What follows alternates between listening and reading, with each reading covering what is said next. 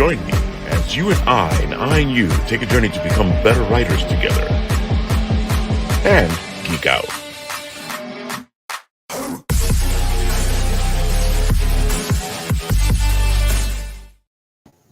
Well, hello there, Apple Bites. This is your Apple Bite, Written Writ Ralph here, talking to you straight from the Written Writ. Today we have special guests, Victor Dandridge, Mark Torres from It Came From the Radio, and of course our pal Dwayne over here from Ace. What's going on, everybody? It's great to have you on. I figured today was going to be a great geek out show, and the fun is about to start. Dude, I have to tell you, we already had a great conversation in the green room, so this looks like it's going to be really interesting. Absolutely. So Mark, let's start off with you. Of course, Shen is saying, "Hey guys, hey Shen." Hi Shen. Hey. Let's start off with you, Mark. Explain everything that's going on, and we'll play your third part.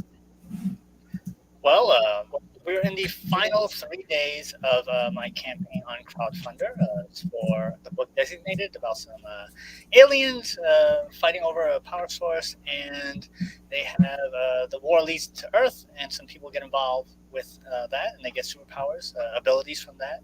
And one of my co-hosts from the radio show, Came From the Radio, suggested that we do a radio play about it. So we got a filmmaker to get us all together, got some actors, like some real actors, real actors, not just me and some goobers. We got some real actors reading the parts. So they adapted the script, and we made 4 parts, but the entire the entire series is on our YouTube page, but this is part 3, which is my personal favorite because everybody has a speaking role.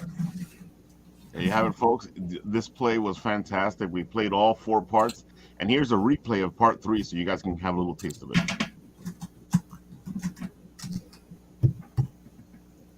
Let's see if my computer agrees. Quite some time later, Natasha lays in a hospital bed. She is moving her head violently. No! Look out!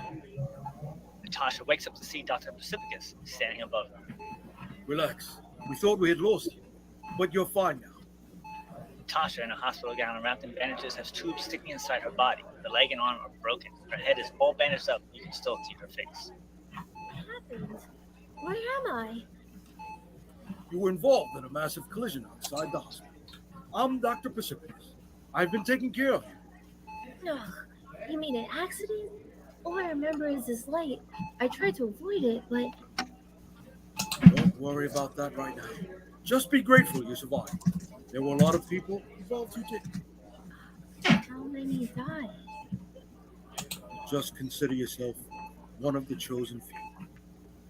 Leaving Natasha with that, Dr. Precipicus exits from the room. Natasha sees Ed, the little boy from the minivan. He waves and walks away. Natasha thinks she's dreaming and goes back to bed. Sometime later at night, inside the hospital, Natasha is fully healed and finally dressed. She is walking down a dimly lit, deserted hospital corridor. Well, where is everybody? She tries all the doors, all locked. We hear the voice of Ed. This way, over here. Hello? Who said that? One door opens. In here. Natasha enters to see Ed and an unfamiliar Chris standing and waiting for Natasha to enter. You! I'm so sorry I killed you. Please stop haunting me. You're silly. I'm not haunting you. I just wanted to see you. And here you are. Huh? Chris walks up to Natasha. Look, I really can't explain it myself, so don't ask me to. When you wake up, just go to the cancer ward, room 530. Wake up? Yes. Wake. Natasha wakes up to find out she's still in her hospital gown and lying on a couch in Dr. Rain's office. She only has a small scar below her hairline. The doctor is sitting on a stool next to her. What did you learn? Nothing, I have to admit. Once you went under hypnosis, you didn't respond to any of my questions. It's possible you're still having stress-related issues surrounding the accident. Since you didn't have any problem sleeping, I think you'll be fine. I'll draw up the release papers in the morning. Does the hospital have a cancer ward? Yeah, it's on the 5th floor. Why do you ask? No reason. Just curious. Shifting gears, we go to a Duronian battlecruiser orbiting the Earth. A smaller ship is docking with it. Inside the cruiser, we have 5 Duronians. Each one is at a post on the ship's bridge. Brunam, the second in command, is in charge of the bridge. Rofon has returned. Raise shields and re-engage the cloaking device. Rofon enters the bridge. Brunam greets him. Report. After 3 cycles, I have confirmed the location of the star fragments. We've had these confirmations before. I don't want to contact King Bringen with another false report. Trust me, Captain. This gem has never glowed brighter. But if you are afraid, I will retrieve the other fragments myself. How quickly you forget King Bringen wants that pleasure all to himself, and would surely kill you right where you stand for even speaking such treason. Why does our mighty king have to come way out here? Perhaps the rumors are true. If the rumors were true, and these fragments were so powerful, Brunam grabs Rofon's hand with the gem in it. then where is your power? There you have it, folks. It is an amazing little play. Go check it out. All 4 parts are out already. And while you're at it, go support on Crowdfunder the book, because, you know, that's the whole point of all this. There we go. Let's get Crowdfunder right here. Designated. Boom. And that's Mark is at 1,172. He's at 47% to his goal. 19 contributors, 3 days to go. So there's plenty of time to get Mark to his 2,500. That is not much for funding. So we can do this, folks. We can help him out and make this dream that's been taking 30 years to make happen. The great thing is that Mark has done this whole thing, and he's already ready to go. The book is done. So you're just pre-ordering the book to get it. So, you know, that's the great thing. Right, Mark? Hell yeah, there it is. Right As there. you can see, hold on, I'll put Mark up. He already has the book. It's ready to go. It's printed. This is just helping him pay for all this. This is the proof. We have 2 covers. This is the alternate cover. The other cover is by the boys artist Russ Braun. He's really well known in the entertainment industry, in the comic book world, if you guys know. And we have a color cover. It is black and white. The book is black and white, as you can see. Hold on, I'll put you And up of again course, so you can throw it off. Go ahead. It is black and white. And of course, that was the scene where you saw with the aliens that you just were listening to. That's the Nice. page. So it's exactly, it is there. It is made. So we will have copies that you can order. We're also giving digital copies for people who don't want to pay for shipping, and also overseas. And Crowdfunder has an option if you live in the Long Island area, New York area, well, unless you want to drive, that you can pick up the comic. So you don't have to pay for shipping. There's an option for that not to pay for shipping. You just order the book, and there's a thing. I'll pick it up locally. You can order that way. Wow. That's nice. Very nice. Very, very nice. Yeah, Mark has been working on this for 30 years.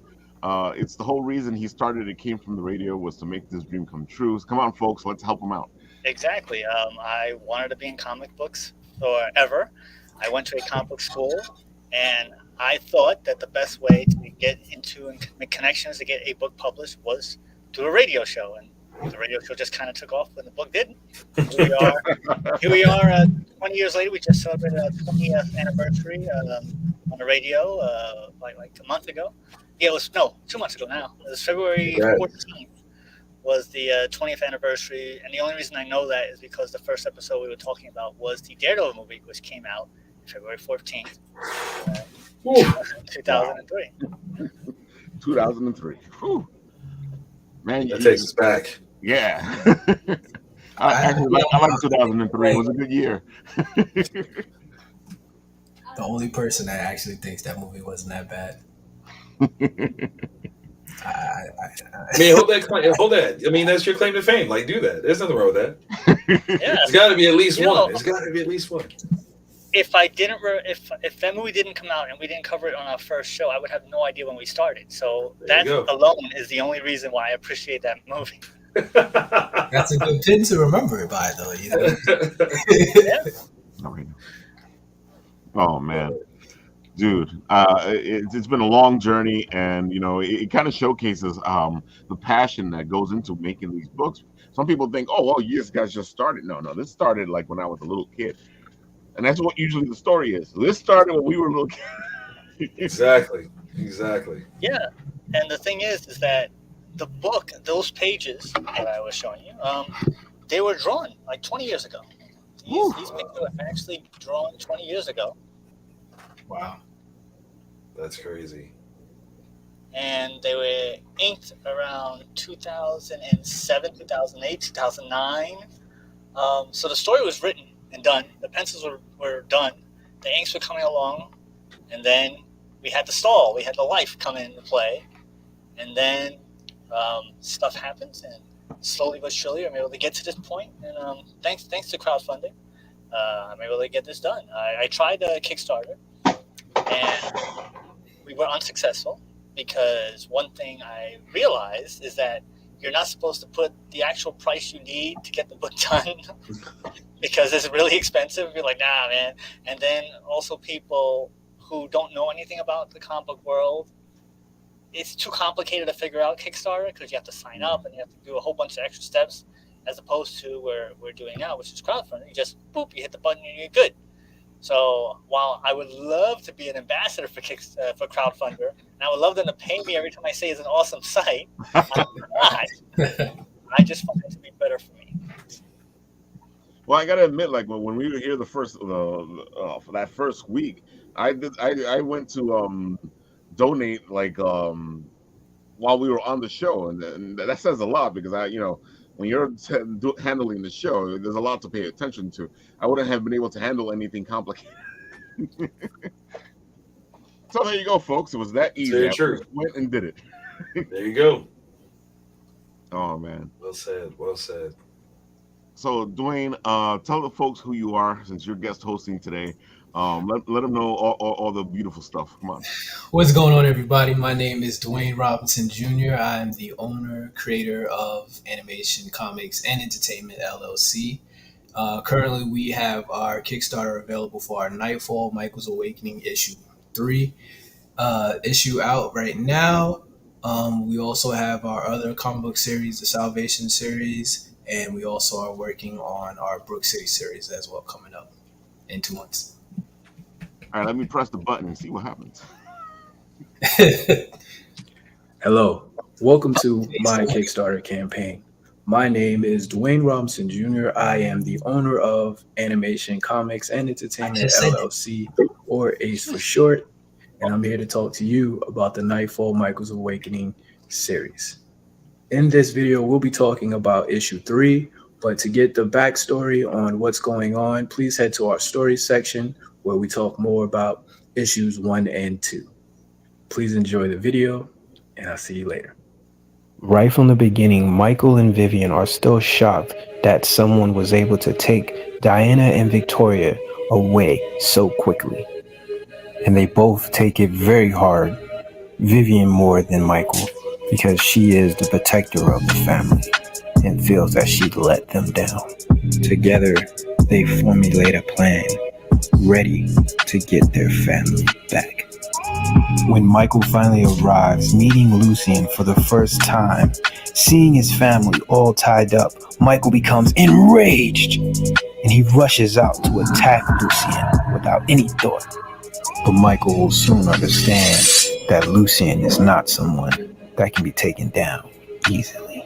Now that Michael is forced to stop and heal from his wounds, Lucien reveals who he is and changes everything. Who is Lucien? Is he here just to follow the demands of his father? Or is this personal? Find out in Nightfall, Michael's Awakening 3.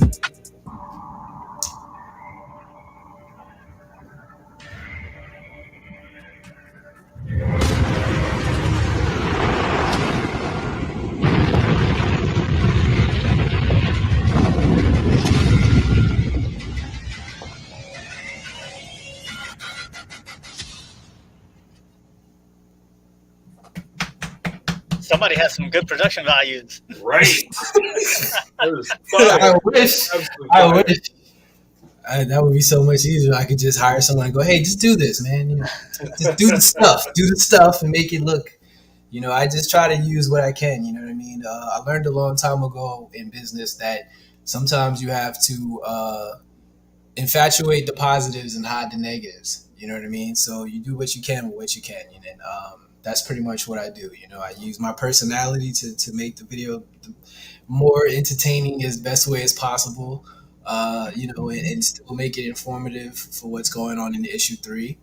And yeah, that's pretty much it. But you know, there's so much more that's going on in the issue. You know, that's just like the first couple of pages of what's going on, because it truly is. Once he reveals who he is, I'm talking about Lucien.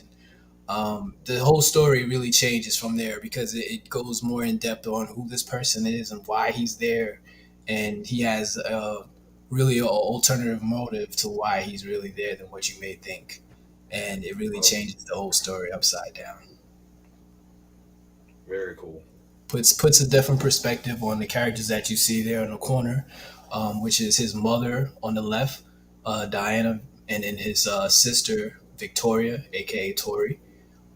So it gives him more of an understanding of who his mother and his aunt truly were before all of the things that had gone down. For those that don't know, the story is really about the main character. His name is Michael Vash. He's a normal college quarterback that finds out from his mother, Diana, that he has a legacy line of werewolves within him.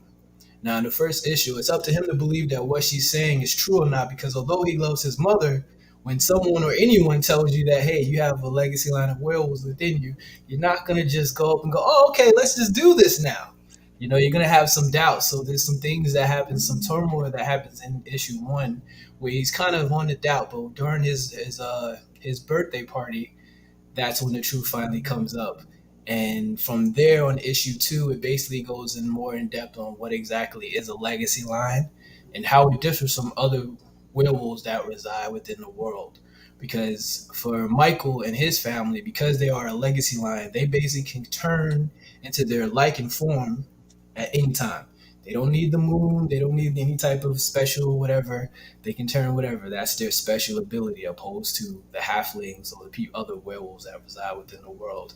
But alongside knowing what his family truly is, his sister, who's not really his blood sister, is kind of someone that he grew up with since they were at birth.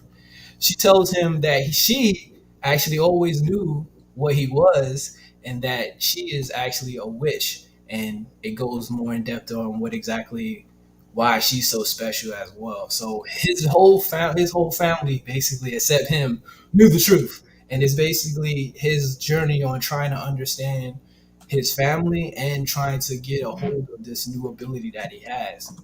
And that's what's going on in issues 1 through 3.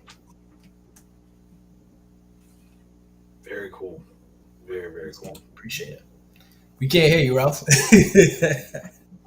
I said I hate when that happens in family. You know, when they keep the secret from you. You know. Right. You know, the special thing about that character is that, you know, I wanted to make it kind of like everything that I like to do for my favorite thing is to do like a double meaning. That's my thing to do. So with Michael is also the main character, but he's also the reader. You know, as you're going along, you're understanding who these people are through his eyes, but also it's more informative to the reader as well, because the story really kind of puts you kind of snag dag in the middle. You know, it's not like an origin story really, it's more of a growth story. So it's kind of, you're learning with the reader. So that's one of the cool things that I wanted to do with the character as well. It's a good idea. It makes it a little different. Yeah, and in issue 1, of course, like you guys know, it starts in black and white. Ralph, if you go back to it, you can see the page there that I have. 1 second. Some of the pages where it starts out in black and white, and as you go later into the issue 1, it slowly goes into color. There's another reason behind that too, because for me, I've been always a fan of you know, supernatural characters. Keep going, all the way. Since I was a young kid, and you know, for those that know that are old enough to remember, the Wolfman and things like that, they all started in black and white. So that was my homage to that. And it also is, as I said, as the reader, his lifestyle, because you think of a normal life, you think of black and white. And then when you get this kind of new truth told to you, your life has changed. You see things differently. You see things more in color. So that's why it slowly goes into color in the first issue, because that's really how the world, he sees it, kind of normal, mundane. It's like the Wizard of Oz, but awesome. Right. Yeah. You know what? It's funny because everybody always says that, but I've never seen the Wizard of Oz. I grew up on the Wiz, so that was all I knew. You know what I mean? I've never seen it. I never seen it. So when people were like, "Yeah, that's like the Wizard of Oz," I just go, oh, "Okay," and I just take it for that. But as you see, it slowly goes to color into this page here. As you see, it's slowly going into color because his world is slowly starting to change. Nice. Along with himself. And one of the things that I wanted to do was I wanted to make sure that we also have a catch-up rewards tier so people could actually catch up on the series, because I know that I'm not like one of the known companies out there in the world where I could just put something out and everybody knows I'm going to flex with. So, I wanted to make sure that people can have these catch-up reward tiers and really get kind of better understanding on the world, but then maybe later down the line pick up issue 3 through my website or see him at conventions, whatnot. Somewhere in the corner selling them. Hey man, I got issue 3 for you, man. Come on, man, get your fix. Got this issue, bro. Got it in variant colors, man. The whole nut. And dude, when you do see the books in person, it's a whole other thing. You've done some beautiful work with your covers. Yeah, I am the artist as well. I hate to list all the things that I do, because it makes it feel weird that I'm the artist, I'm the writer, I'm the creator, I'm the letterer. I'm, me and my brother, we edit the stories. We do a lot of things, but it's kind of double reasons behind that too. One of it is because I just like being creative. I love learning new things and just trying to try new things. So now that I have this company, everything is more of a easy access for me, because now I can just go, okay, well, I'll do it and I'll do it through my company. So when I have this opportunity to like learn how to letter, it's like, okay, I can learn how to do it and do it on my books. You know what I mean? And so that was kind of where that all came from. It's not really that I just want to do everything myself. It's just I have no problem with hiring others. I did issue 1 by myself, including the colors, because I'm not a colorist. It takes too long, and I always overthink things when it comes to colors. I always think, oh, maybe I should add that. So I don't do colors. I'm happy you brought that up though, because I feel like a lot of people think that it's an easy process to get a comic book done. I would say so that it's levels almost the same as the artist itself. Because you're taking something from black and white, which could be almost looked at as like a blank canvas. You just have something a little bit there, but you have to use your imagination and your creativity to really make these colors pop out and really make them, there's a technique to all of that. You know what I mean? So, for me, too much. So I do the colors, and I have no problem with hiring colorists to make the story look really good. And the new colors that I have did an amazing job on the covers. And the variant covers as well, and just the comic, the interior as well. He just really banged it out the park, and you just, man, hello. Nice. It's the teamwork that makes the dream work. Correct. All right, Victor, it's your time. It's my turn. Yeah.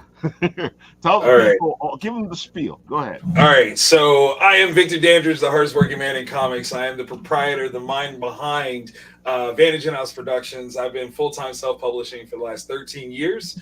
And this is the continuation of that dream that I started all those years ago. The Big Bundle is really focusing on VIP Phase 2. Which actually brings to you 10 issues spread over 6 titles all throughout 2023. That's going to be the big push for us as we're trying to expand even more on this shared universe that slowly but surely we've been building. We started Vantage In-House Phase 1 with our initial title, The Samaritan, not the movie that has Sylvester Stallone in it. Not that movie. Not the horrible movie. Hey, listen. I'm in that media space now, so I can't throw shade. I will give it mad credit for the fact that it exists. but it is not my movie. It has nothing to do with my book. Big shout out to Broggy Shrew for getting his book optioned and everything that goes along with that. But the Samaritan series, which kicked off Vantage In-House back in 2011, huge success. Love that book. It's my bestseller.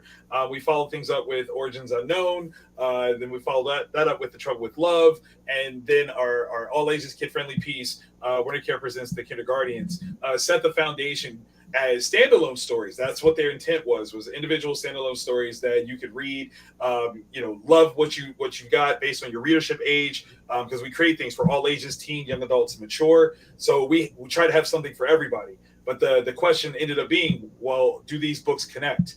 And originally, no, they didn't. But we started to see that there were little through lines that if I just weave this a little bit here or mention this here, we actually could start to build a interconnected shared multiverse. And so with VIP Phase 2, that's exactly what we started to do. We kicked that off with the first sequels of the bunch, Point of Authority, Family Ties, and Never Too Late, which pick up the ball from both The Trouble with Love and Origins Unknown, Point of Authority. And with this particular piece, the Big Bundle, we're starting with 2 books that are already finished, the second issues of both of those titles. So this is Never Too Late number 2 and Point of Authority, Family Ties number 2. But in the midst of those, I mean, these are full color, amazing pieces. Big shout out to Harold Edge and Juan Cho, who have brought this together. Never Too Late. It's such a beautiful book. It is absolutely ridiculous how good it looks. I adore it. And then Adam Fields and Kevin Anthony DeCastro, who did such amazing stellar work. I mean, just like, I don't know if y'all can see how gorgeous that is, but it's fabulous. But dealing with multiple titles, the whole thing for me is to showcase a range of storytelling. Again, we have things that are based on readership. So if you're a fan of all ages titles, you can start with the Kindergartens, but then you would move into this next phase with Wonders of the Weird and Beyond, which is my love letter to the Fantastic Four. We have this dynamic family of scientists, detectives, acrobats, and martial artists, and they are saving the world on a regular basis, but they're regular people. No superpowers in sight, but they are some of the best in terms of family dynamics that you'll ever see. And it's a fun anthology-style story that I just get to tell some fun Silver Age-esque stories that build into a wider landscape. With The Trouble with Love, we have our character Apex Prime, who in that series has a wife and a family, but falls in love with someone else, and years later has to atone, gets called on the carpet by his son. And Never Too Late, this is him figuring out what to do about it, risking time and space to go back in time to save the family that he left behind, and some of the ramifications of all that's going to happen from that. With Point of Authority, Family Ties, we have the character, the Gold Guardian, the first superhero of our imprint, is returning, but it's putting the entire world, all global security, on high alert, because maybe, just maybe, what he used to be is not what he is today. And that's going to create a problem. So like the range of storytelling that we're doing is so big and so vast. It's a huge opportunity that I'm absolutely adoring. As you can see on here, we already funded. We funded within the first 48 hours. Crazy enough, we actually got Project We Love status before we launched. So that's a huge little personal high five. But I do have to attest that as happy and excited as I am about this, I had a huge failing over the last 2 weeks. I've been on the road with Comic Cons. I'm an avid, celebrity moderator and panelist. So I was at Fan Expo Cleveland one weekend, and then Orlando for MegaCon the next. And so my attention was thwarted a bit when it came to promoting this. But I've got 15 days to make even more of an impact with this whole campaign. So that's what I'm here to do, is to get loud, get rowdy, and let people know why they need the Big Bundle in their collection. So yes, that's what it's all about. Dude, I gotta play this video because it's cute as heck, and you do a good job. You did a great job now, but I think the video does an amazing job. So here we go. Thank you. Ladies and gentlemen, the best comics ever.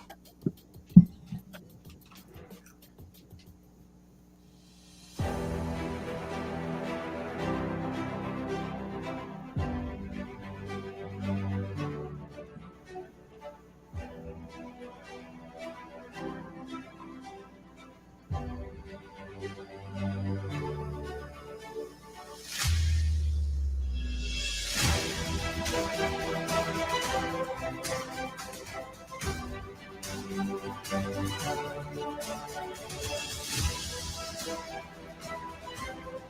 me like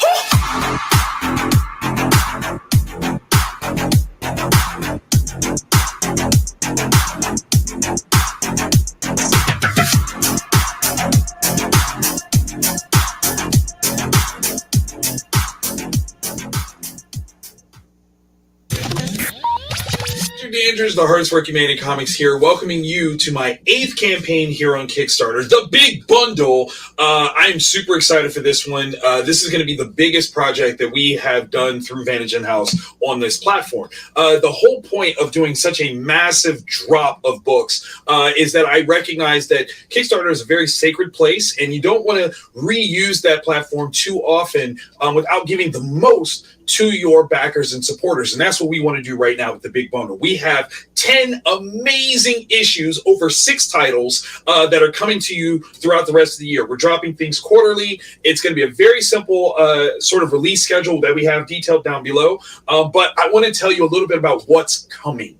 For those that know, Vantage In-House has these 2 phases of stories that we've started. We had VIP Phase 1, where we had our original 4 titles kick off. That's Wonder Care Presents the Kinderguardians, that's Origins Unknown, The Trouble with Love, and The Samaritan. Huge successes. We love those stories. So much so that in some cases, we wanted to continue those stories while building out the rest of the shared multiverse of the Vantage In-House books. So we started off VIP Phase 2 with the VIP Phase 2 and 1 Kickstarter that we did in 2021. And that brought to life Never Too Late, which is a sequel to The Trouble with Love, as well as Point of Authority Family Ties, which is a sequel to one of the Origins Unknown series pieces, Point of Authority.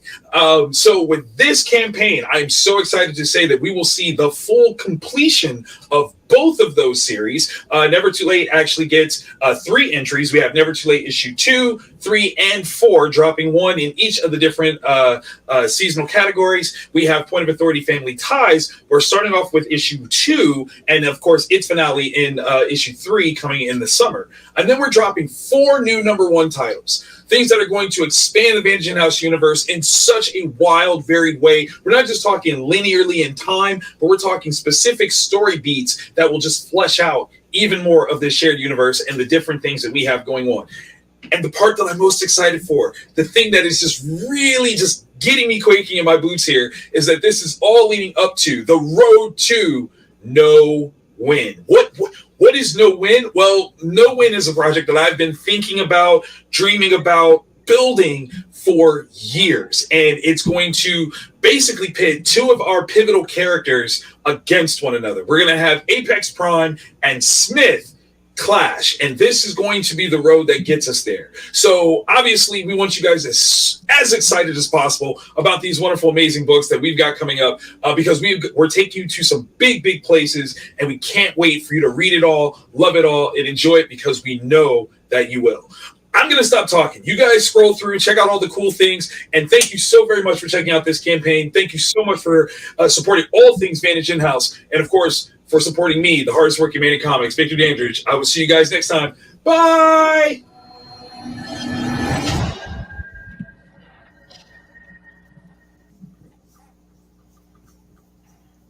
I'm like a little excited. Like a little bit. Just teeny tiny bits. Man. I saw this video. I was like, I'm pumped. Let's go. You know, it's funny because like so many people, you try to do something different, something new. And as you guys can kind of see over my shoulder, this listing V23 is kind of a personal charge that I've taken on for this year. Vantage In-House 23, obviously an homage to D23, the big showcase for Disney. And the way that we started off this campaign video, I rented out a theater to announce what I was going to be doing with this. And so that shot of me and my daughter and her announcing the greatest comics ever, she's the greatest hype man. Trust me, dude, I'm telling you, your little kid. I was like, I gotta show this. Thank you. But yeah, like getting to have her in front of a huge screen like that and shout out what we're doing was a huge opportunity. And so really trying to as the campaign says, go big. You either go big or you go home, and that's what we're aiming to do. A big push for this, of course, is my first look deal with AHA Media, where all of the books that I've published through my imprint are eligible for development as either film, animation, or things like that. So that's kind of the impetus of this. We're trying to front load as much content as possible, so that way when we get buyers that are interested in things, there is a market for it. We already have a fan base that's built in, and we're able to kind of capitalize on that. So that's why we're literally doing this huge catalog of books with this one campaign, because we have some opportunities on the horizon that we have to take full advantage of. So again, you gotta go big. You gotta go big. So for being the hardest working guy in comics, you don't seem as tired as you should be. Listen. I tell you, where the energy comes from is just literally the passion for doing this. But trust and believe. Oh, I'm tired. I'm mad tired. Literally, I'm still a little jet lagged from doing the 2 shows back to back, coming off of MegaCon. It's a huge show. It's an amazing show. And again, with my role as a moderator, I'm traveling back and forth, running between the convention center. And that's a huge place. I don't know if you've ever been to the convention center down there, but it's nuts. They call MegaCon the San Diego of the East Coast, and they're not lying. Like, that's what that is.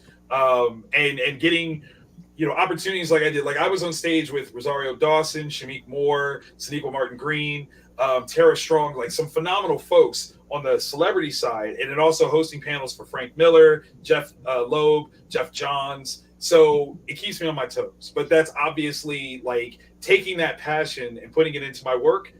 That's the juice. That's the recharge. So when we're done tonight, I'll pass out, like, without question. I'm gonna lay down somewhere and just die. But tomorrow we start it all over again.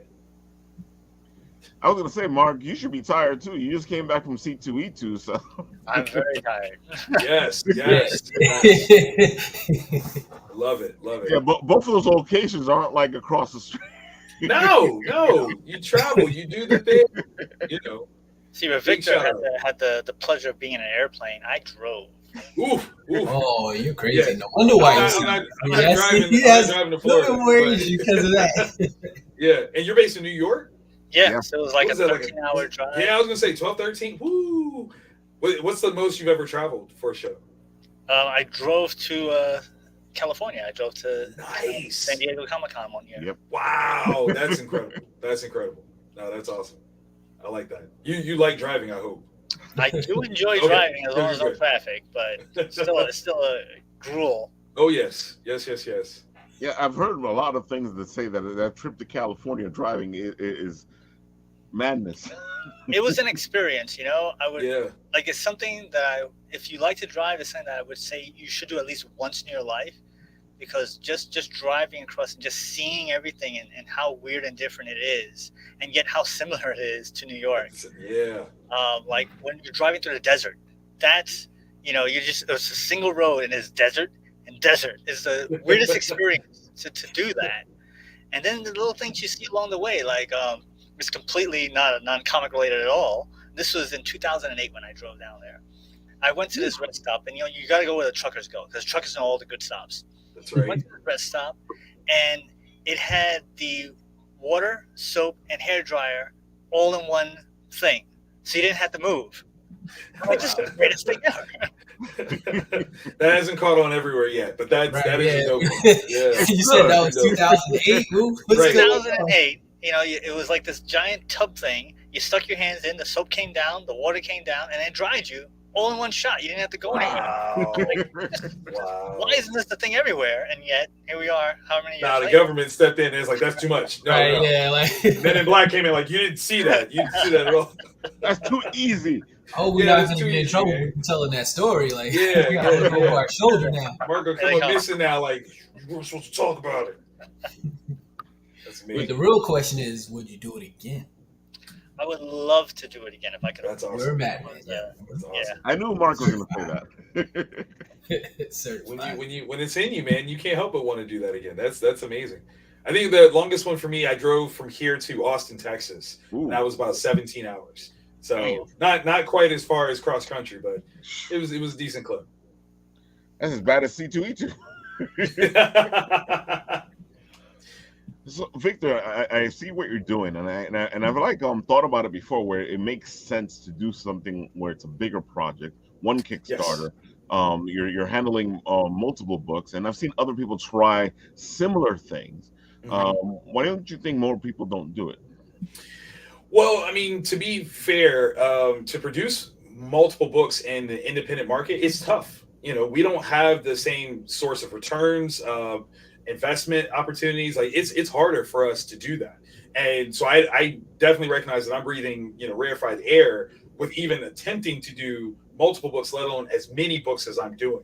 If it wasn't for kind of the outlets distribution impetus that I have, I might not have tried this because that's the thing is I know that right now what I'm doing is I'm investing in a bigger picture for marketing, distribution, potential media rights. That's what I'm aiming for. So I have something that's already kind of pushing me to go in that route. But at the same time, I have to admit that the kind of congestion of people going to platforms like Kickstarter, Indiegogo, things like that, there's so much of it that it's the only natural way that we're going to be able to kind of get raise our ante, right? Like we got to offer more than what we did before. So single book things might start to dry up in terms of what people will accept because everybody can do that. So now what else can you do that will make you just that much more competitive? If you haven't hit that plateau yet, awesome. Like I hope that stays as far away from you as possible. But I personally feel like I'm at a space where if I try to just do single issue, I'll get fewer and fewer returns. And ultimately that damages what my outlet is. A lot of people look at that and go, well, less people like his stuff because less people are coming back. And I'd rather try to shoot the moon. And if less people come to that, that's fine. But then at the same time, I get to say, well, I was offering too much stuff. It scared people off. And that's almost a better thing to me than still staying in single, issue offerings and having less returns. I gotta admit, like I know Mark, you as well, your book is done. And the more money you get, the more you can put out. So it kind of bugs me out that actually, if people would help you out and give you a certain amount of money, you can put out all 6 issues. Yeah, it's all 110 pages are written and penciled, and I think it's like 40, actually about 50% inked right now. Peter Palmiotti is inking as we speak. Well, he should be inking. Peter, if you're watching, get back to work. Big shout out to Peter.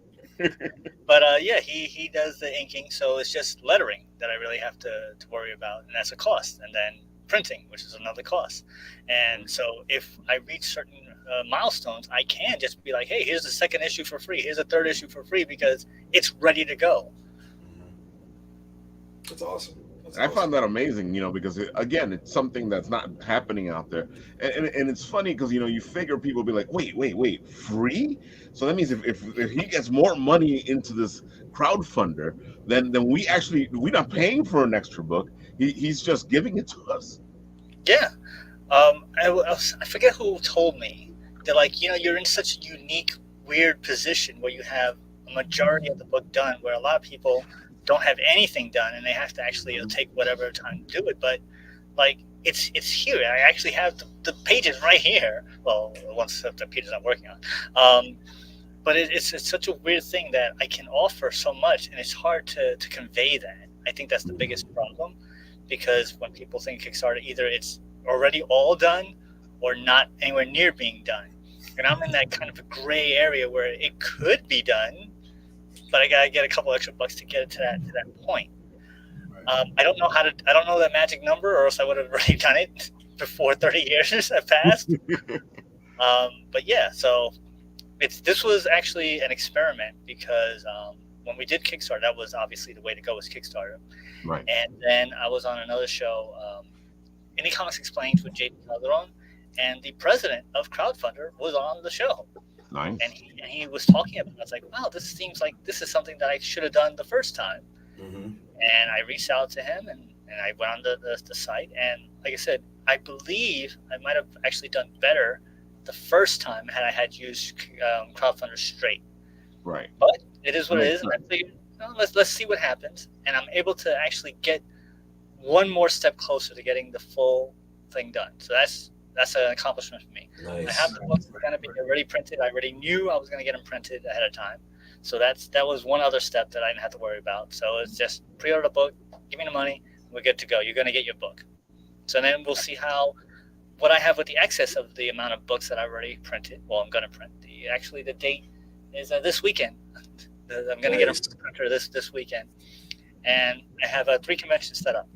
So if I'm able to sell out, then I'll be able to make that money up that way as opposed to going through the crowdfunder. And it'll tell me, okay, I can do either issue 2, or maybe I can get more orders on the website and I can do the whole 5 issues. Right. It's weird how these things work now. It's crazy. Just 4 or 5 years ago, this wasn't even an option. No, it wasn't. And that's one of the things I love about this time we're in now is that we can actually, unlike when we were younger in the 80s and the 90s, and you had to go through Marvel and DC, or you had to find put all that money on your own and publish it independently. Now it's an easier road. It's still hard, but it's an easier road. Mm-hmm. Yeah, we're standing on the shoulders of giants, and thoroughly appreciate doing that as well. And I think that's one of the other aspects of it that we should explore. Anyone that's exclusively using Kickstarter, I challenge you to offer other opportunities to yourself to find audiences. I'm a guy that, a lot of people have decried it, but I like Indie Planet as a print-on-demand institution. It's less work for me to have to carry stock. So I've uploaded pretty much all of my stuff on the Indie Planet, and just actively promote that. Just send a QR code, you can scan it, takes you to my page, and you buy books that way. This gives me opportunities to reach audiences that I don't necessarily have to hold content for, and I can use both of these platforms to promote in that way. I think that's a huge opportunity. We should take full advantage of it, because it's no different than Marvel and DC having multiple comic shops that carry their stuff, as well as Walmart, as well as Barnes and Noble. They're not limiting themselves, so why should we? It's funny that you say that, because we were discussing a little while back the fact that one of the issues that the independents are having is that there's no one place where independents can go and fight the big two and get their stuff out there. And I know some people have tried to gather the independents together, but it's really difficult because they're independents. Right. Yeah. You take And I, Very true. and I feel like the future of comics it's in there. It's in that coming together of independents to unite together and do something, because the big two are just going to keep trying to steamroll over everything. The trick will be to do the things that they can't, right? Exactly. I think one of the things that us as independents that we need to really embrace is the fact that we can make our own decisions. When you're talking about the big two, because they have to deal with profit and loss on a corporate level, there's a bunch of stuff that they can't do. There's stories they can't tell. They're not allowed, and we can tell those stories all day long. And so we should be as diverse and have as much fun with it as possible. So I highly recommend that we do that. In fact, I like sharing my cookbooks. So I will tell people stuff that other people are like, you're giving that away? Absolutely, I'm giving it away. So here's one for everybody. One of the next things that I'm doing is trading cards, but not in the sense of character trading cards, but literal trading cards based on individual issues that I've written and published. And it'll have a QR code on it. You can scan it and it'll take you to a PDF version of that issue. And the thing for me is it's cheaper to make. It's potentially collectible, and the target audience are kids. Anything that I have that's kid friendly, all ages content, I want kids to have easy access to it. And this will be one of the easiest ways to do that. You can literally make 9 cards for $1 and print it up on regular cardstock and just use a QR code. And now you've got an instant giveaway piece, or at worst case, you sell it for $1. That's you low cost, high potential profits off of it, and you have an opportunity to reach brand new audiences that you've never used before. Dude, you bring me to my next place here, which is the fact that I feel like the whole comic book industry is not looking at their future. I feel like they're forgetting that the kids need to be a part of this in order for this thing to move forward, and stop relying on us old fogies who buy all this stuff, because we're the collectors, but we're gonna die out. Yeah. Unfortunately, at some point, we gotta. I think another cool thing to do too is what I've been doing in my last 2 Kickstarters too, is when you do a Kickstarter, you can also have a indie comic book collector's edition that's outside of your own, so you can help shine some light to some other creators as well. That's one of the things that I have in my Kickstarter this time, and it's because I have so many friends that they are not really good at marketing or just promoting in general, but they have legitimately good stuff. So this, if I could just shine a little bit of light on them, make people go, oh, okay, I'll try this out. And then when they read it, they can tell a friend, and their friend can tell their friend. Each one teach one. So that's one of the things that I try to do, help others with that. I also have my group page. My group page is one of the things that I have to let people promote their stuff. Just try to help others as well as helping myself. That's dope. That's dope. So, Victor, Yes. you said you have different age groups for all your different books. Mm-hmm. Do you have like a list of what goes where? Because I went to a panel for young adults from Legendary Comics, and they actually have things that they has to be included, or things that do not include it in the young adult books. Do you have that somewhere, a list somewhere? And do you know, all right, this is going to be for kids, this is going to be for adults, do you have that? Absolutely. On our website, under our About page, we actually have our rubric, which is a grading scale essentially for what content is what. So we have A for all ages, B for bold, C for caution, and F for frank. So it's kind of like a report card. And frank content, that's mature. That's stuff that is not for little kids. So it's language, content, adult material, situations, sexuality, things like that. That's frank content, totally separate from things that we would have in something that would be bold or caution or all ages. So yeah, we keep that rubric up. And that's one of the big things that we're doing to really kind of promote to comic shops, so that comic shops have an easier time selling and promoting our stuff, because not only are we showcasing the age demographic, we also do something called Dare to Compare, which is openly stating, like, if you like this type of content, you can compare it to what we're doing. So if you like Spider-Man Blue, you'll like The Trouble with Love, and there's context as to why. So we're not we're not shying away from the idea of comparisons. We find that that's brilliant. If I asked all of you what's your favorite Batman story, we might all have different answers, but I don't think any of us would be like, nah, that story's trash. We go, oh, that is a good one, and it's a part of the conversation of what's the best, and that's all I really want. Right. And speaking of which, a great segue here is that you're really helping kids to do what they need to do. I love this idea of You Create Comics, because I think it helps two ways. Helps the kids coming up, and also I feel like it helps the creators get their flow going. Absolutely. You Create Comics is a sister program of mine. Again, I was a kid that didn't like to read until I got into comics. And again, I didn't have any difficulties or deficiencies. I just didn't like it.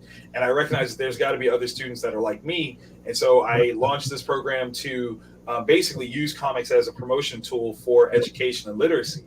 And it also functions as a traditional practical art supply chain for making comics, teaching people how to make comics. And we have a range of different products that cover 4 aspects of making comics, from cultivating ideas to writing or building stories, creating characters, and then actually drawing it. And we try to be as thoughtful and innovative as possible. Again, hitting things from age demographic standpoints. We have programming options that gear towards kindergarten through 2nd grade, and then 3rd grade and up. And then some things are strictly for high school. We're trying to really use comics as this creative outlet for as many people as possible. Because again, our motto for Create Comics is kids who make comics read comics, and kids who read comics can read anything. So we are trying to build that next generation of creators and readers through all the different unified forms of Vantage In-House and You Create. And like we were talking, it's really important that we do this, because if we don't do this, we're shooting ourselves in the foot. Mm-hmm. Absolutely. Yeah, because I find that, like, especially like the big two, I feel like they've completely gone away from the idea that comics are for everyone. Just like you, we've had this discussion before when we've done the show, when we talked on the show before, and it's the idea that when I was a kid, I could just pick up whatever book and I could read that book. I didn't have to pick up certain books. They didn't have to be kid books. It was like I picked up the Fantastic Four, I could read the Fantastic Four. I picked up Spider-Man, I could read Spider-Man. It's like, as time has progressed, it's like Well, we're doing the Spider-Man book, but you kids can't read this. Right, right. It's a truism. Like that's one of my criticisms of Marvel after the first Black Panther movie hit, and you had little kids running around of all demographics. I mean, we're talking gender, race, ethnicity didn't matter, but they're running around wanting to be Black Panther. But and with all due respect to Ta-Nehisi Coates, but that's his writing is too big for a little kid that saw this movie and wants to be Black Panther. What he's writing is way too deep, it's too heavy, and it's not accessible for little kids. And they should have thought about that because they've had more than enough time, more than enough resources, and more than enough experience to know, like, hey, we just pulled kids, but now we have nothing to feed them, and that's a problem. Do you think it's because of the lack of creativity, though? Because if you think about, I don't know everybody's age, but when I was growing up, Batman the animated series was very much adult themed, but it still was for kids. X-Men, the animated series, was very violent. You know, not violent, but it was very dark in some parts. You know, they talked about death, they talked about love, they talked about relationship. So racism, of course, is the number one. But you know, I think these things were written to a point where they were understandable for kids and adults. You know what I mean? So I think it's just the way how it's written. You know, like I can't even, like, for my story in particular, I can't really say that my story is for adults.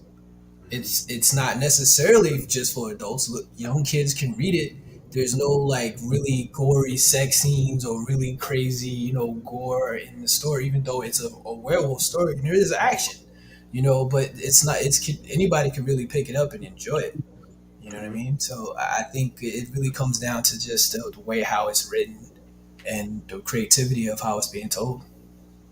Absolutely, absolutely, and that's always the key piece is the scale of what it is can function on multiple levels. Our book, The Kindergartens, is again it's all ages, right? But when we say that, we don't mean specifically for kids. So like the first issue is called How Far Is Up. We have Pep, our resident speedster, who has this crazy idea that she wants to run through the sky. And her idea is that there's a place where the ground and sky meet. So if she just runs fast enough, she should just be able to run right into it. That's a kid's perspective. That's a way that kids kind of would go, oh yeah, I should be able to do that. And they have no context of the physics and all that stuff. But on the same, in the same issue, on the flip side, there's two characters that have this conflict where one of them encourages her to try it. And the other is like, well, she can't do that. Why would you encourage that? From a grown-up standpoint, those are things that we have to contend with. Do we encourage people to do things that we think are impossible or impractical because, we want them to try? Or do we kind of anchor them, in reality and go, hey, that's not real. You can't do that. I don't want you to hurt yourself. I don't want you to get your feelings hurt. That's a grown-up context. Right. So, again, like you're saying, if you're, dare I say, if you're good enough, you can write a story that does both of those things. And right. I think, Batman and X-Men, the animated series, both were that good. Yeah. Or you could just watch it and be like, look at Wolverine kick stuff. Like, that's me. He would pop his claws and kick things. Right. If it wasn't a robot, he was getting kicked. But, but at the same time, when you got older and you watched it, you're like, oh, word, they were talking about that? Yeah. Oh, I get it. Like, and that's the skill that you're really employing. The innuendos was heavy. Yeah. Oh yeah. I feel like that's what I feel like now. I think because also a huge thing is the way how things are just brought up. Everything has to be edgy. Everything has to have like this kind of dark element to it. Like it's got to be gritty. Not DC old school DC level, but it's got to have that kind of like you got to have a character in the rain, and it's always that same kind of running gag. You know what I mean? Like we have to have something where it's like a story that is good and it relates to everyone, but not necessarily animated. I think because for me personally, I think Spider-Man Into the Spider-Verse was crazy. I think it was a great story. I think anybody and everybody can watch it. Yep. It tells a story that's really relatable.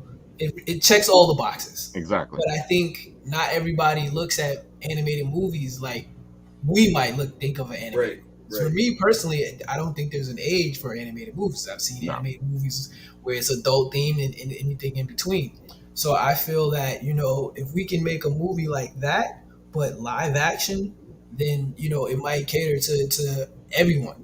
because then they can sit down and watch it. I think that's where Marvel really kind of sinks their teeth into, because they can make these live action movies and they can take their parents can take their kids and they can sit down and watch it and enjoy it. Right. But there's no like level to it. You know what I mean? Like the creativity that we're talking about is not really always there in all of the stories. You know what I mean? So I think if we can do something like that, that might help, forward process or something like that. I don't know. I'm happy you brought that up because I find like let me ask you guys, all three of you.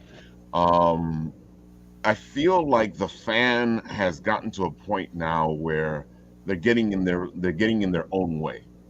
All of a sudden they want this dark and gritty thing.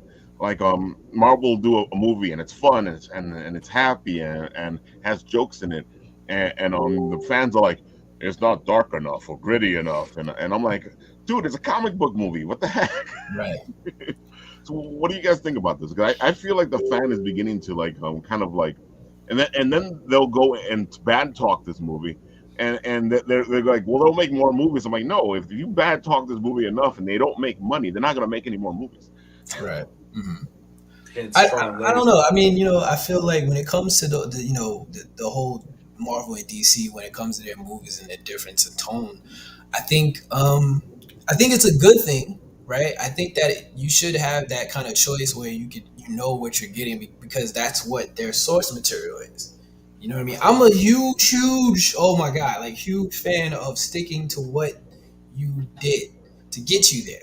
I hate to see stories and characters being changed, flipped around, and this, that, and the third. I don't like that, because it's just me as a creator. If I ever get like someone comes to me and say, "Hey, I'll give you such and such for Nightfall," and then I turn around and the guy's white, I'll be mad. You know what I mean? Like I don't like that. Well, how mad would No you type be? of money. It's not. I don't know. No I type don't know. No, you know I why? don't For me, because honestly, cold-heartedly, I don't do this for money. Like, yes, getting the money is cool, but I love it for the creativity. I love being creative. Like, I like being around people that are creative. I like hearing their thought process. All of that is priceless to me because it stimulates something that money can never buy. It just like, like it's there and it just like, it's like wheels turning for me. So it's like, yo, you tell me a story. It's like, okay, cool. Tell me what about. All right, I'm in it. Like, I like it, whatever. Or you ask me, like, what do you think about it? What could I add? I like helping and contributing as well. So it checks all those boxes for me. So if someone came to me and changed my whole story, and I would just be devastated, because it's not always about, like, for my character in general, it's not just because he's an African American. It's just a story that entails all of that. It's not just that. It's not that. It's about being a family member. It's about being a protector. These things, yeah, you can flip that and make that into a white character, but it's him being all of that surrounds all of that. So it's important to me. You know what I mean? I wrote it as such. I wanted to stay as such. So that's me. But to go back to the DC thing, yeah, I think it's good to have different changes, but I think it's also something that should be for both, like Marvel and DC. They should have a story where there's something in between. And I think that's what Blue Beetle might be. Blue Beetle might be something that's like in between. It has dark elements maybe. Then it also has, everything else in between. So you have movies like that. But I think there should be more movies like that outside of DC and Marvel. Take something that's not known and see what they can do with it. Give somebody else a shot. Because Disney buys everything. So, come on, buy this guy made it. He did it himself. He turns around next year. Well, Disney's bought him, and you'll see him in Walt Disney World and his characters and mascot. So like it's. I think that's important, though. I think everybody needs to shine and do their own thing. But I think to have that type of old school style writing is very important. Victor? I think that based on your question about fans getting in their own way, I think honestly what it is we are giving fans too much voice, and we can't create to the fans. We have to create for ourselves and be authentic to what we want. I think that's what Dwayne is talking about. You have to create based on what it is that you want it to be, and hope that you can find the audience that appreciates what that is. the more that we've given fans a voice and the opportunity to hear and respond to that, I think that kind of gets in the way of our authentic, critical, creative selves. And so we start to lean towards, well, let me create this because I think people will want X, Y, Z. And that becomes a little dangerous thing because now you're not being genuine with what you're creating. Now, I will say that I do defer from Dwayne. If somebody bought the rights to one of my books and they changed something, this is the reason why I say this. So I got to give a big shout out to Mark Miller. He's my friend and mentor, and it's a running joke for us. If you want to pay me to do your version of my story, it doesn't change or take away my story. My story still exists the way that I wrote it. Like that is my perfect version. And if you want to pay me to do your imperfect version, I'll take that check. I will absolutely take that check. And it's crazy. I like that. You know what I'm saying? Like it's a perspective. It's a perspective. But we actually saw that happen with Avatar, right? The Last Airbender. Yeah. We love that show, right? That show was fire. And when M. Night got a hold of it, we're like, okay, what you about to do? And we didn't necessarily love that. No. But it didn't stop us from watching that show. In fact, not only did it not stop us from watching the show, made us go watch it.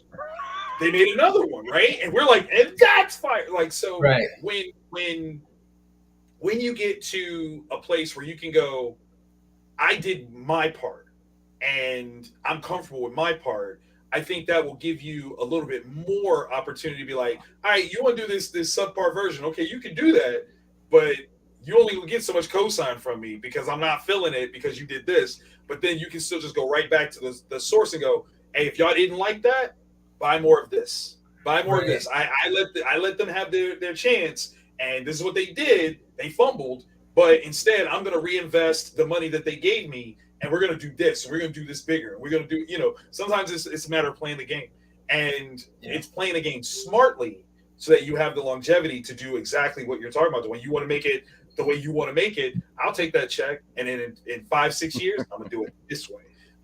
It's also what we saw with the Ninja Turtles. The Ninja Turtles, their gritty commentary on the darkness of comics in '84. When we get the cartoon in '88, '89, it's this poppy, super goofy kind of thing. But when that movie dropped in '90, do you know how many parents were pissed off because the Turtles cussed?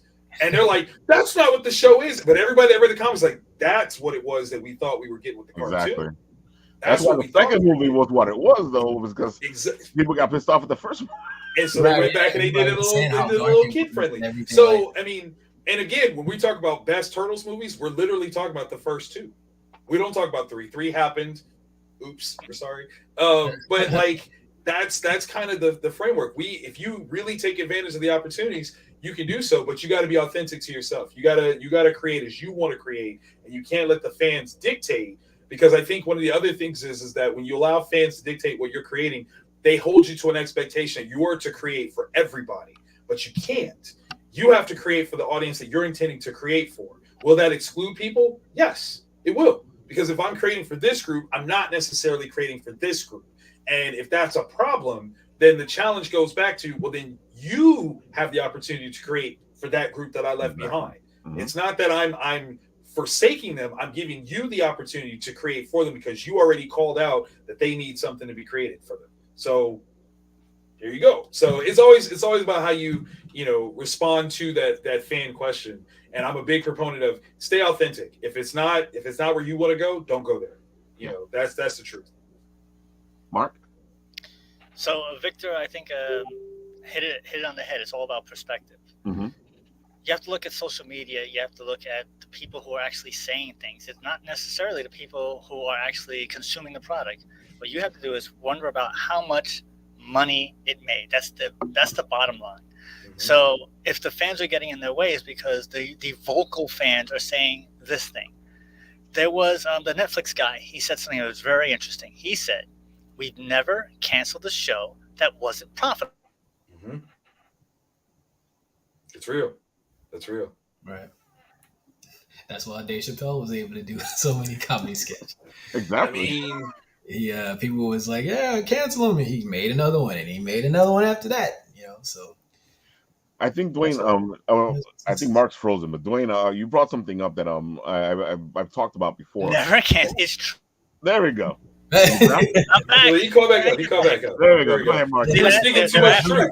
It was too much truth. They had to shut you down. Right, Mark, let's get him. Throw the flag. Tech. Like, we had to Go ahead, Mark. Finish up.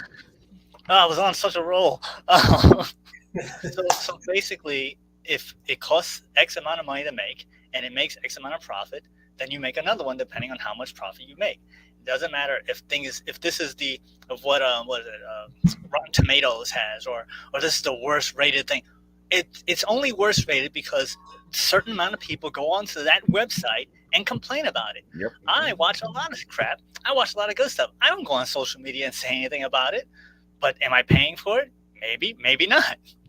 So does my vote count?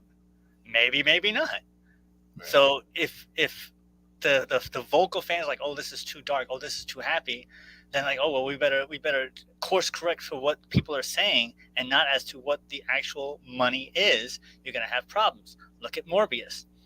Morbius failed at the box office. That's a fact. It made less money than it cost to make it.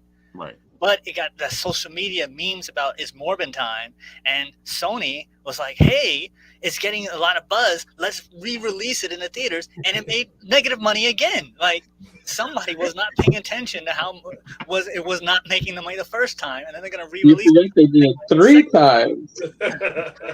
So they did. Yeah, he's right. Yeah, they did. They did it 3 times, not just twice. 3 times. Right. That's what it boils down to. So when people say Velma is the most hated watched thing, whatever. If you liked it, you liked it. If you support it, you're paying that money. Otherwise, it doesn't matter. Right. So it really bothers me when people are like, oh, it has this many likes or it has this many. Did it make money? Are the people happy? I used to work at a movie theater for 10 years back in the day. And I went to the National Association of Theater Organizers, NATO. Not that NATO, but the other one. and a vice president, because I learned there was more than one, of Warner Brothers was there. It was like the 850-year-old man. He comes out on the stage, and he's talking about the new movies that are coming out for Warner Brothers. He was talking about the sequel to 300. He said a lot, but this is the one that stuck out in my mind, because he's like, oh, we got a sequel to 300. It doesn't have the thing. It's kind of like the other one, but on water, and it's going to make this much money. That was what he said. So he didn't care about anything but how much money it was going to make versus how much money it costs. And that's where people are getting lost, because if you look at what happened with the DC universe, they were making one thing, and then they got wind that the social media is like, oh, it shouldn't be this way. Like, oh, crap, we have to change our direction to make fans happy. And then they came up with a whole bunch of crap, and like, oh, crap, we have to change it back. And that's why the DC universe is in such disarray, because they were too busy following the trend instead of making the trend. Yeah. And I think because now with social media it makes it easier for you to second guess and balk at your stuff. Because if you think about it, back in the 90s, back in the day, you just kind of made it and then see what happened. Yeah. Look at Married with Children. That's my favorite example of Married with Children. They didn't know what they were doing. They just made a show. Yep. And this one lady complained about why it was the episode where they had the periods. I'll never forget. This lady watched this episode and she's like, well, I'm offended at this. I'm going to go and complain and write to all the companies that ran the commercials. And people got wind of that. And I was like, well, what's this about? Why are they writing commercials? Why is she making this campaign? And they want to see what was it about. And they liked it and it got higher ratings. Right. So it's not necessarily the fans getting in the way of themselves. It's the companies reacting to what the fans are saying. And they might not even be fans. They're just the people online saying crap. Did you actually go see the movie? Did you actually put your vote down? Yes, no, that's what matters. Dude, you just brought this up. You just brought this up, and I'm going to talk about Dungeons and Dragons. You had this big buzz on how bad this movie was before anybody even saw the movie, and how they were like, it's horrible, and then you started getting the trickling from the people who did see it, going, I don't know what they're talking about. The movie's fantastic, and it felt like somebody wanted this movie to fail. And I was sitting there going, what the hell's going on? And then when I went to see the movie, dude, this movie's fantastic. It actually has the heart of D&D players. It feels like a game that I played when I was a kid. The characters act like my friends when they were acting like those characters. And I'm sitting there going, this movie's fantastic. Is it the best movie I've ever seen? Wizard Bill. But Wizard Bill.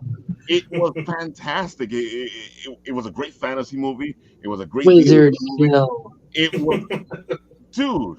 Well, let me ask you this: was it better or worse than the previous Dungeons and Dragons movie? Oh, it was way better than the previous Dungeons. Well, there you go. Yeah. And that's what I told somebody. I told somebody that, because they said, because all these other movies have failed, this one's gonna fail. And I'm like, no, because that movie sucked. Or it just didn't make money. I think is the key thing, is that it just didn't make money. Like we've been all saying, I think there's gonna be a lot of people that's gonna be indifferent about movies. That's the beautiful thing about movies, is that there's gonna be someone there that's gonna be like what we were talking about earlier. I'm the only one that doesn't think that Daredevil was that bad. You know what I mean? Now, if there was a lot more people that thought this same process, it would have been a Daredevil 2 and a Daredevil 3. But because they didn't go to show up to see it, hey, they canceled it and went on to do something else. You know what I mean? And look, how many Sharknado movies are there? Like 5 or 6. I don't know about. So I don't know. There's something more with that. I don't know. But my point is that it's not about the quality; it's about if it made a profit. That's all it boils down to. That's when you're all making it is, entertainment. Did it make profit? They made like 6 of those. They made like 7 Leprechaun movies. Like, they must be making some type of money. Somebody must be having money. Look at all the Steven Seagal movies. Those are terrible. Yet he keeps on pumping them out because he's making money. Make money. Listen, if you go back and watch the history of movies, you'll see that there are some franchises that started off as failures, but because they did end up recouping at some point, they continued on. The Terminator is a big one. Yeah. If it wasn't for VHS, Terminator would have stopped because it didn't do well in theaters. No. But VHS movies, it picked up and it made a lot of money where people could rent it because word of mouth kind of came out. People were like, actually, this was kind of dope. And people were getting the VHS. And that's how we have the Terminator as a franchise. That would have stopped movie 1 if it was just based off of what it did in one setting. Look at that. That's what I'm talking about right there. Right there. And you see, so that brings us full circle to about distribution and getting your product to the audience that matter, that pay the money. That's the secret. That's the thing you need to do is figure out how to get your stuff to those people that will pay to give you more stuff. Yeah. I would say though that I think this whole thing could be a negative and a positive at the same time too, because I think of all the negative things that we've been saying, but I also think of some of the positives when I think of what happened with Sonic. Everybody was uproar about how the character looked and his design. They redesigned it, made it look more closer to the original character, and I think it really did help with the sales because of that. You know what I mean? Yeah, absolutely. But is that the same thing as fans' outcry or asking for better quality? Like, because I think that was definitely a fan outcry. By all accounts, that was fan outcry. Right? Yeah. You think it was just fan outcry or a request for more quality? It was fan outcry. I was one of them. It's trending, and especially when you went into the forums and stuff, that was all just fans just ripping on it, because we had fans who made better images than what they were trying to put on the big screen. Well, that's it was fans recreating the movie by themselves with their own assets on half the budget. Right, and that's what I mean. Like you're when you can do that yourself at home, then you demand better quality. I would say that that's different than just fan outcry of fans that just don't like something. That's when you go, no, we deserve better than what you're giving us because we can make better. And if we can make better as laymen, you as professionals, you better do better than me. If not, then no, you're not getting any money from me. It's funny. And I think that becomes something very different. So it's it wasn't story. The very definition of a fan outcry, though. So yeah, I was gonna say, I was gonna say, what would you call that though? I wouldn't say that fan outcry would be something visually. Like if they get CGI, it's not like casting, which is what they put money in. It's CGI. It's something that's visual, and they're like, well, this shouldn't look like that. This should look like that. Yeah. And somebody said, you know what? let's see. And if you think about it, it made the money. That's the other thing. So if they went through all that trouble and changed it and it made no money, that's a whole other thing. But the fans were like, I would say fan outcry is without context.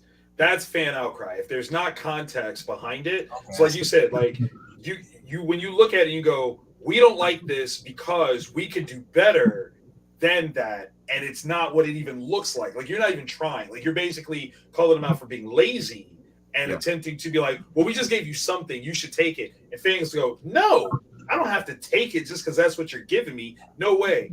That's more context and asking for quality. But if you just go, nah, I don't like that. Well, why? Well, I just don't. That's more fan outcry because there's no context behind it. It's just someone angrily just being like, I just won't. Yeah, like it's made a potential movie. I wouldn't call that outcry. That's just straight up just hating on it, because outcry demands something sort of change. If there's no change being demanded, then there's no outcry. Sometimes the change that's being demanded is a non-existence, which is weird, but I would say it's still part of that toxic fandom that, again, is something that we have to contend with now as a contextual conversation. Yeah, I was gonna say though another thing like that for an example is all of the Dragon Ball Z independent movies that's been out on YouTube for over the years, how so good some of them are, and then you look at Dragon Ball, what is it? Evolution, yeah. Oh, are you talking about Kai? No, I think he's talking about the live action. The live action movie. Oh, the live action. Yeah. And that goes right back to the whole it doesn't change the source material piece. Akira Toriyama was like, I just was curious what they was gonna do. They paid me and I just wanted to see what they was gonna do. And then when they did it, he's like, hey, let's go back and do this again, because clearly that ain't it. That ain't it. I mean, I agree with you. I agree with you what you were saying, but I think at the same time, I think it also depends on where you are in that time and place. You know what I mean? Like if you're just if they came to me right now and they gave me this money and then they did it, it wouldn't make anything because everybody would know it for Nightfall with these other characters, other looks. They wouldn't necessarily, because no one's smart enough or has the the time to just go, hey, you know what? I want to see what the original looked like. You know what I mean? So they'll just don't sell yourself short. Don't sell yourself short now. Yeah. I know a lot of people that only like Marvel movies and they don't know nothing about the comics. Like I'm like, bro, that's not even the comics. It is because I seen it in the movies. Like, bro, that's totally two different things. You have no idea. They're like, no, man, it's in the movie. And you're like, all right, whatever. So I feel like, I think it all depends on where you are and where, like you were saying, Frank Miller, for instance, he's Frank freaking Miller. I'm Dwayne Robinson. Like somebody, hey, Dwayne Robinson, right? Like, you know what I mean? Like, Victor, they'll say you. They go, hey, I know him. Tell you, from personal experience, it can surprise you how people will know about your stuff and you don't realize it. When that Sly Stallone movie was coming out, like, literally in the month leading up to its release on Amazon, I got a message 2 to 3 times a day from people asking, was that my comic? And why did I change the character for Sly Stallone? Did they steal it? Like, there were so many people that had an awareness of my book that I did not know where it was even on their radar. So I'm telling you, don't diminish your output or reach. I'm just saying, but like I didn't know that people saw that. I'm just saying, like, you might have more people that are riding with you than you even realize, and it would take something like this to happen where people go, "Yo, is this yours?" And you're like, "Why are you asking me that?" It's like, "But no, because I know your book," and you're like, "Why do you know my book?" Like, I don't even know you. Like, that would be great if someone said that to me. It's very rare, but if it ever did happen, I would highly appreciate it. No. Erase that. When it happened. Exactly. I'll put that in the world. There you go. We're gonna put that up in the air for you. But yeah, I think that does play a little bit of the part. But I do agree with you though. It does make sense because you never know what you could utilize that money for. You could maybe revamp it or do a whole different type of IP. You know what I mean? So you can use it to your benefit, but I don't know. I don't know. That's no. It hits. He still got the integrity. He still got that integrity. Yeah. And I totally respect that. Like my man Mike Watson, he's in the chat, and Mike has always said that his book Hot Shot, if they ever optioned that, they made Hot Shot white, he would feel a certain kind of way. Would he cash that check? Sure, but he would feel a certain kind of way. Right, yeah, you know, right, like he's spending that money begrudgingly, like how dare they? No, like ideally, yeah. 1, 20, 30. I'm gonna invest 100 mil, they could charge me too. I'm going on a cruise. Oh, man, I'm going on a cruise. Let's do this. This is be on the cruise. Man, I can't believe they funded me on this cruise. You see the trailer. Oh, yo, give me another drink though, man. Like, you know what I'm saying? It's crazy, man. I can't believe they made him wait. Right, Run it again, though. Run it again. Right, run it again. Play it again. That look good though. All right, guys. What are you about to make? Like, I get it. I do. I can see we're at the 1:30 mark almost. So let's tell the folks where they can find you, so they can go look at all this beautiful stuff that you guys make. You can start, Victor. Of course, you're the main guest today. Go right ahead. Thank you. You guys can follow me at Vantage In-House on all forms of social media. That's VANTAGEINHOUSE. I'm on Twitter, Instagram, all of that. If you go to vantageinhouse.com, that is the publishing home for Vantage In-House. Obviously, you can see the You Create Comics line. That's the letter U, CRE, number 8, comics.com. We also have an Instagram and Twitter account on that. And definitely hit us up on Kickstarter The Big Bundle. We still got like 2 weeks left, and I would love to see how far we can push this. Again, 10 issues, 6 titles, all coming out this year, and a lot of it is already finished. So we can't wait to put this in your hands. Right, folks, they are at 2,285. They're funded, but of course, like we say here, the more you support a Kickstarter, the more stuff you get back. Most people aren't making any money off their Kickstarters. They're just putting the money right back into the book. Truth. 31 backers, 15 days to go. Come on, folks. We can get them to at least 4,000. But I like to remember what I tell you guys. Try to double their money, because that's when they're comfortable. When they double their money is usually when they're where they're supposed to be. Because remember, most folks will bring it down so they can fund. And the Kickstarter fees as well. Exactly. That's the major one. Yeah. Go ahead, Dwayne. Oh, you can find me. All of my stuff right now is currently on my Kickstarter. But if you want to follow me on my social sites, it's right there down below at Animation Comics ENT. That's Instagram, Facebook, Twitter, and TikTok. There you have it, folks. He's at 757. He's trying to get to 1,600. 20 backers. 37 days to go. There's plenty of time to get our friend Dwayne here to at least $4,000 or $5,000. Make him comfortable, and he'll put that money right back into making more of these books and making more stuff in general. Because he has a couple of plans that he hasn't even talked about today. Right, and I also have the stretch goals that are coming up. Where we have the wraparound cover for issue 3, and we have special edition holographic stickers that we're going to be coming out with. Well, that is included with the stretch goals. So even though if I reach my goal, we still have tremendous stretch goals that we want to show and deliver to everybody. So definitely help me get to 1,600 and beyond. There you go. There you go, folks. Okay, Mark, your turn. All right, so to find me, you can go to www.itcamefromradio.com. You can just Google It Came From Radio, but the only one that has that title. You can hear my radio show, which is an actual radio show on 88.1 FM WARY in Westchester County. If you're not in that area, you just go online. We're on over 45 different podcast places. We're on 5 online radio stations. It's Wednesdays at 8 a.m. and 8 p.m. Eastern Standard Time on sci-fi.radio. We are on btd.radio on Thursdays at 4 o'clock Eastern Standard Time. Indie Volt at 6 p.m. Fridays. Saturday and Sunday we're on Central Oregon Radio. And we just got on firstcomicnews.com.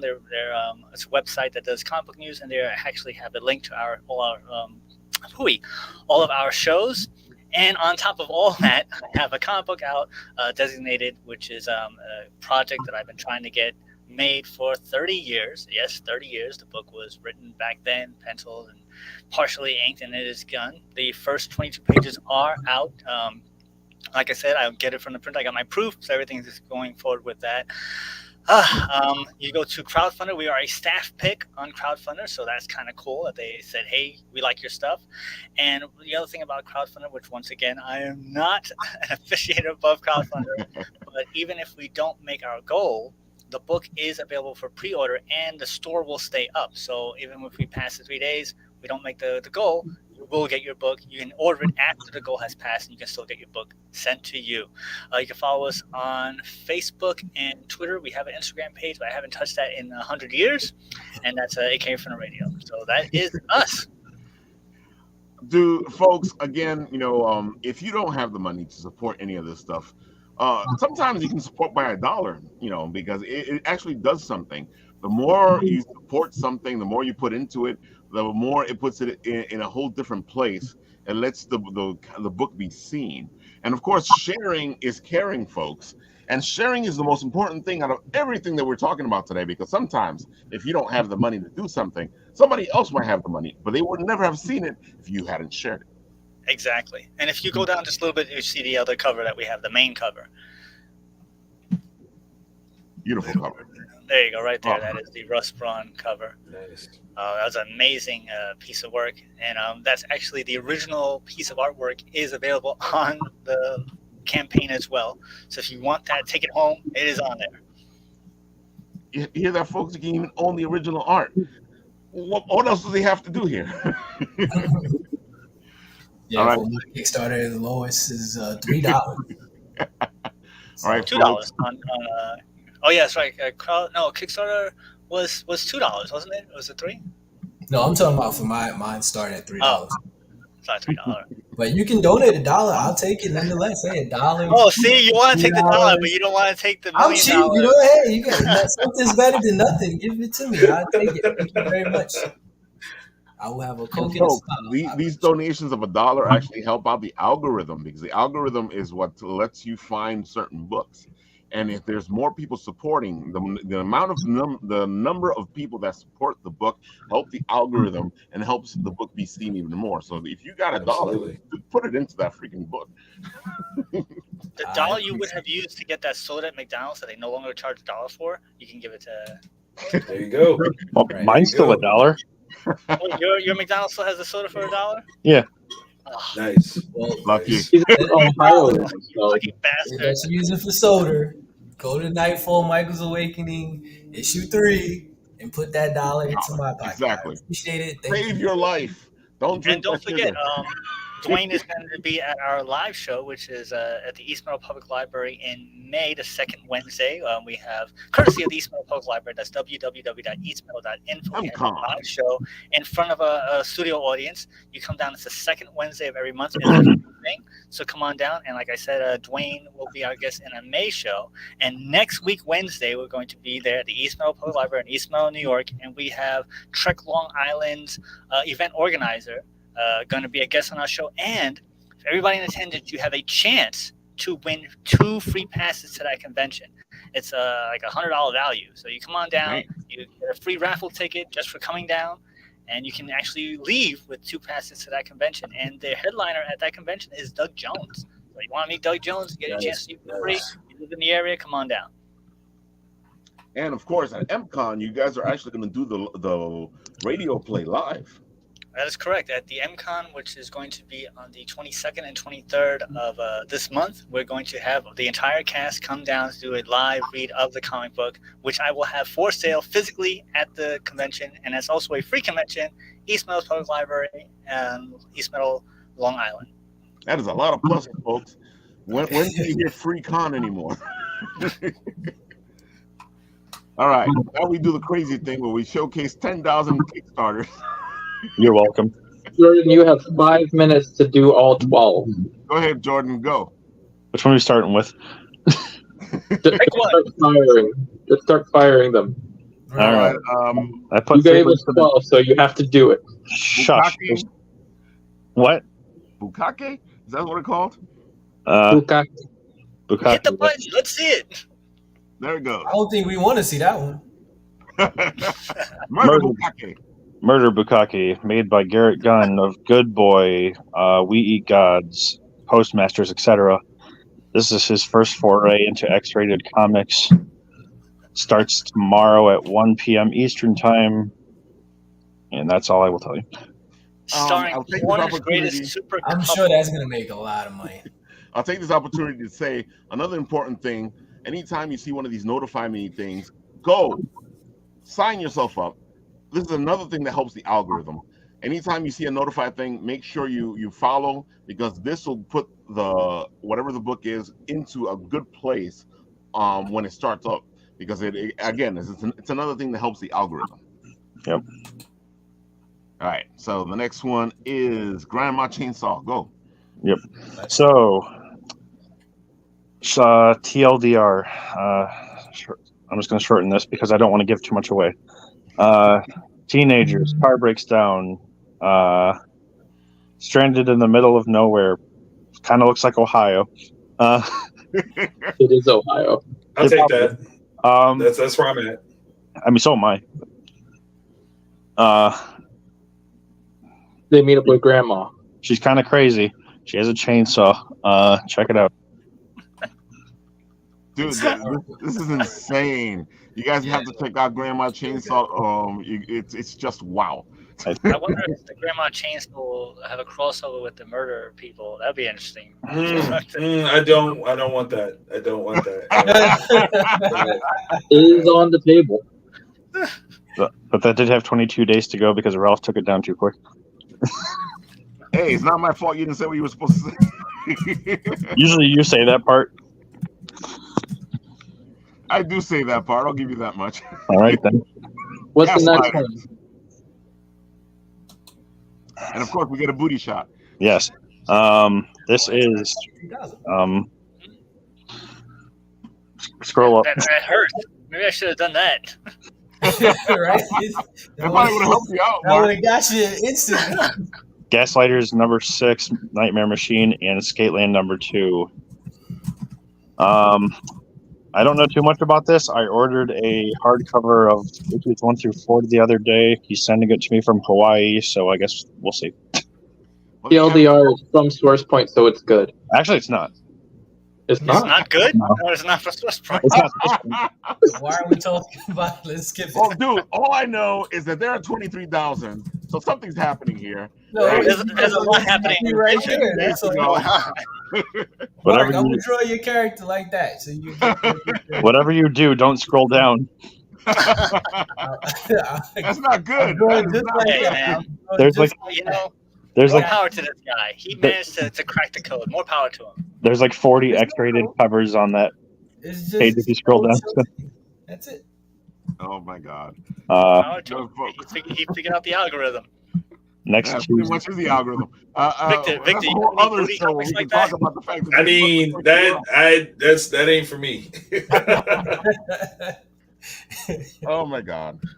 All right, Mr. Nate, what do you got? FLOOF.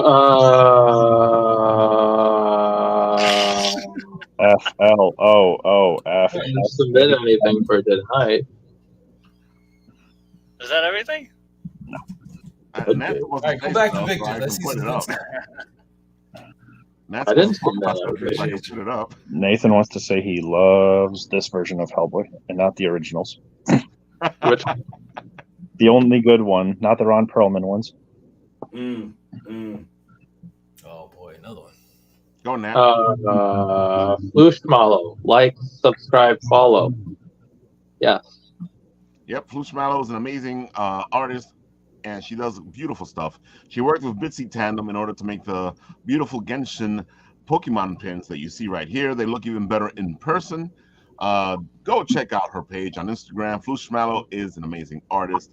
And of course, while I'm here on our page, of course, I got to tell you guys that Game of Tunes is doing their bloop battles, and it is getting ready to start this Saturday. Look at these amazing little bloops, all ready to go, all ready to fight for your entertainment. So you pick your favorite, and then you follow it all the way to the end, and you make sure that it wins. Well, that's if you can get it to win. But the bloop battles are fantastic. We have a lot of fun with this, and these are the ones that he has out so far. I think he's going to release a couple more coming There's up. still 8 more. Yep. So check out Game of Tunes. The bloop fights are going to be fantastic, and it's going to be hardcore and rough because I'm going to make sure mine wins. I'm still waiting for the first anime character. Well, I guess we'll see what happens. That's the surprise. What's coming next? All right, folks. On Monday, Victor Dandridge is going to be with us again because we're going to keep talking about all the beautiful stuff he's doing and showcasing the stuff and trying to see if we can get some people to go over to the Kickstarter and start supporting. He's the hardest working man. That's why he's Exactly. Thank you. Gotta put in that work. Exactly. You got to do the work in order to get the dream to happen. You got to pay for the dream by doing the work. All the time, everything. That's right. Say what? Ralph, am I coming again twice, or I forgot? It's up to you. You want to come, you can come. Yeah, bring him on. Mondays at 7:30 p.m. Eastern time for the Apple Bites. And Mark, you're more than welcome, but I feel like Mark is going to be like, I'm tired. I'm not the first, second, third, or even the 100th hardest working man in comics. I'm all the way. Mark, I think you're at the top. It took you 30 years working a radio show to get this. That's some hard work, bro. Right? That's a lot of work. Exactly. That's a lot of hard work. Absolutely. All right, folks. As always, what happens on this show is I press the button and where's